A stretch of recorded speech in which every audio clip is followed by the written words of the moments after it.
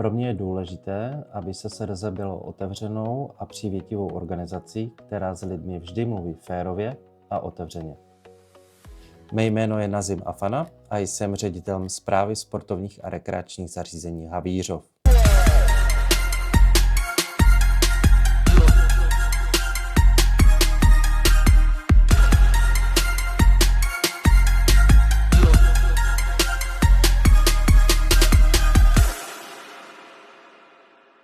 Je dobré si říct, co SSRZ Havířov znamená pro město. A to jednak proto, že není to jenom servisní organizace, která zajišťuje podporu sportu, připravenost sportovišť, ale má to trošičku širší kontext z pohledu města. Správa sportovních a rekreačních zařízení nejenže má už dlouhou historii a tradici v tomto městě. Letos nebo v loňském roce 2025 jsme oslavili 30 let od vzniku této společnosti, což je poměrně dlouhá doba, za kterou si myslím, že jsme ušli velký posun. Udělali jsme dostatečné množství kroků k tomu, abychom se stali moderní a inovativní společností. Samozřejmě s vývojem času došlo i k rozšiřování této organizace. V tuto chvíli má bezmála 50 sportovišť pod sebou, navštíví zhruba 1,5 milionu návštěvníků ročně, což je opravdu skvělé číslo. A je pravdou také, že to portfolio, které v této chvíli nabízíme, ať je to od vodních sportů přes ty venkovní, přes halové nebo fotbalové, je velmi široké a k tomu i naše organizace spravuje všechny fontány a pítka v tomto městě. To znamená, myslím si osobně, že portfolio této organizace je natolik široké, že se stáváme jednou z nejvýznamnějších příspěvkových organizací města. Ve funkci ředitele jste už 2 roky. Když se za tím obdobím ohlédnete, co se podle vás v organizaci změnilo nejvíce? Těch změn bylo více, ne všechny jdou na venek vidět. Samozřejmě nešlo o žádnou revoluci, byly to postupné kroky. Obecně jsem hrdý na to, že se podařily nastavit pravidla, sjednotit procesy, a to tak, aby každý zaměstnanec v každém okamžiku věděl, jak má postupovat, a v případě, že by to nevěděl, věděl, že se může podívat někam, kde taková pravidla jsou a ten postup je někde ukotven. To je věc první. Druhá věc, změnila se prezentace naší organizace navenek, změnilo se PR a marketing, což je za mě velmi podstatná a důležitá věc, protože to, jak nás vnímá veřejnost, lze samozřejmě pak vidět na tom, jaká je návštěvnost našich sportovišť. Ten design a ta grafická jednota, kterou se prezentujeme, tak to jsme rádi, že nás ti návštěvníci i veřejnost vnímají. Jsem i obecně rád za to, že jsme provedli několik důležitých věcí, které zajistily provozní úspory. Ať to byla změna technologie úpravy vody na krytém bazénu, což se nezdá, návštěvník to nepozná, ale pro nás to znamená obrovskou úsporu vody, kterou jsme brali z vodovodního řadu. To znamená místo 20 kubíků denně, které jsme vypouštěli a zase napouštěli, jsou to dnes kubíky pouze 2. Používáme méně bazénové chemie, voda tolik nejde cítit po chloru, to znamená, ta provozní úspora je i v tomto, i ve spotřebě elektrické energie na obsluhu toho krytého bazénu. To samozřejmě umožňuje potom přesunout ty finanční prostředky dále, tam, kde jsou potřeba. Pokračujeme v těch provozních úsporách i na městském fotbalovém areálu, a to rekonstrukcí tréninkového hřiště s drenážním systémem, včetně budování vodovodního systému, tak, abychom minimalizovali odběr vody z vodovodního řadu na zalévání toho trávníku a zachytáváme nebo budeme zachytávat dešťovou vodu ať už z celé pláně toho fotbalového hřiště nebo i ze střech přilehlých tribun, což si myslím, že je i přírodě blízká řešení, která přispívají k tomu, že jdeme vpřed v adaptaci na klimatickou změnu. Neméně důležitou věcí obecně je i stabilizace toho týmu, který pracuje dennodenně usilovně pro to, aby veřejnost byla spokojena v rámci našich sportovišť, efektivita jejich práce a samozřejmě i ty interní procesy digitalizace a modernizace, které vedou k úspoře času, který nad jednotlivými kroky strávíme.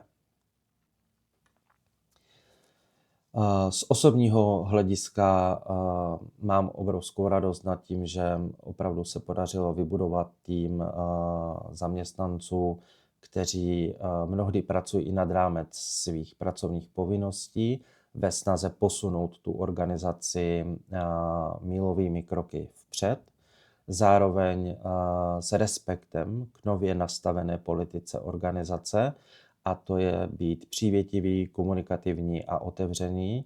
Rozhodně jsem hrdý na to, že své kroky veřejnosti vysvětlujeme, a to férově a upřímně, a že i ten pocit, který si můžete odnést z těch sportovišť, je usměvavý a přívětivý personál, což si myslím, že nebývá vždy obvyklé.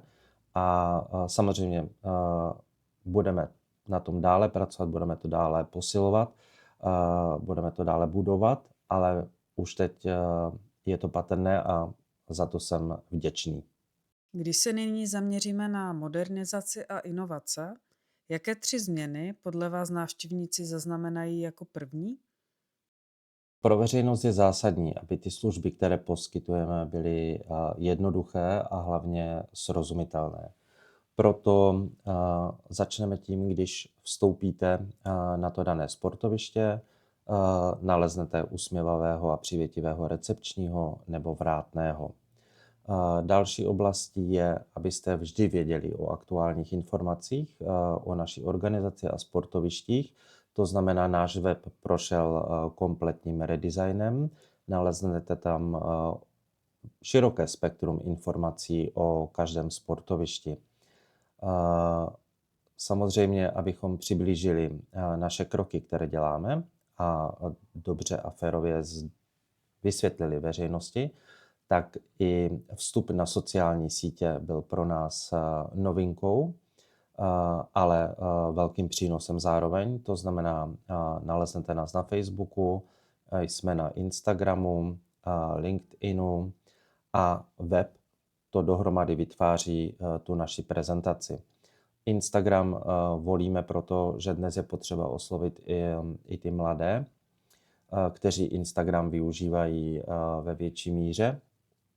A tam se snažíme pomocí krátkých videí prezentovat poutavým a přívětivou formou to, co můžete zažít na našich sportovištích. Neméně podstatnou a pro nás obrovský krok dopředu je e-shop a rezervační systém. E-shop je platforma, kde můžete zakoupit přes naše webové stránky vstupenku na sportoviště, kde se nemusíte rezervovat. Například je to letní koupaliště Jindřich. Vy si jednoduše přes e-shop koupíte vstupenku, zaplatíte online platební kartou, vyjede vám QR kód a hlavně modernizovaným vstupem na to koupaliště, kde je turniketový automatizovaný systém, pouze přiložíte, projdete a jste na letním koupališti. Eliminujeme vaše čekání ve frontách a hlavně vy si z pohodlí domova můžete to vstupné zakoupit. Druhou věcí, která je novinkou a zároveň ale velmi podstatnou pro naši organizaci, je spuštění rezervačního systému. Rezervační systém umožňuje přehledně zvolit si čas, aktivitu a vybrané sportoviště, dopředu zaplatit platební kartou vstupné, čas je vám rezervován, vy pouze přijdete na dané sportoviště v daný čas a můžete z pohodlí doma sportovat. V každém okamžiku vidíte, zdali je na daném místě volno, nebo je to obsazené a můžete zvolit jiný čas. Samozřejmě pak, když to rozmyslíte přes e-mailový odkaz, můžete změnit rezervaci, můžete ji zrušit, případně s ní dále pracovat. Co pro vás osobně bylo nejtěžší za poslední 2 roky změnit? Musíme být upřímní sami k sobě. Nejtěžší je vždy změnit samotné lidi a jejich zvyklosti, které mají v rámci své práce. To znamená, každý systém, který zavádíme, se technicky dá vyřešit poměrně jednoduše. Horší je to se změnou návyků a zvyklostí lidí, kteří mají obsluhovat ten systém, k tomu, aby samozřejmě veřejnost to měla co nejjednodušší, aby ta služba pro ní byla co nejkomfortnější. Obvykle veřejná správa jako taková a příspěvková organizace, kterou mám tu čest řídit, do ní patří, bývá konzervativní, těm zvyklostem se nerada se z nich vymaňuje a my jsme hrdí na to, že se nám podařilo zavádět inovativní postupy a procesy i na prostředí příspěvkové organizace. Je to například interní proces, který nikdo nevidí, nicméně nám všem, kteří s tím pracujeme, usnadňuje spoustu práce a efektivňuje ten čas. Je to autentifikace pomocí Microsoft účtu, který máme každý unikátní a je tak možné zajistit, že dodržování zákona o finanční kontrole v podobě předběžné řídící kontroly lze provádět touto autentifikací a tím pádem zrychlit proces vystavování objednávek, realizaci té služby a samozřejmě potom převzetí té provedené služby. O té službě jako takové to je právě oprava něčeho, co na tom sportovišti nefunguje, pořízení různých sportovních vybavení, jsou to různé provozní potřeby dezinfekční, hygienické a s tím souvisí i to, že v rámci zavedení skladového hospodářství v této organizaci samozřejmě ten proces toho zavedení byl poměrně složitý, ty zvyklosti byly dané a proto přimět zaměstnance, aby si to vzali za své a s tím skladovým hospodářstvím pracovali, nebylo vždy tak jednoduché. Proto změna myšlení trvá vždy déle než to technické provedení té změny samotné. Ale myslím si, že se to za ty 2 roky poměrně dobře podařilo a všichni zaměstnanci chápou, že změnám se nevyhneme, modernizovat se musí a žijeme v digitálním světě a naše organizace tomu musí jít napřímo.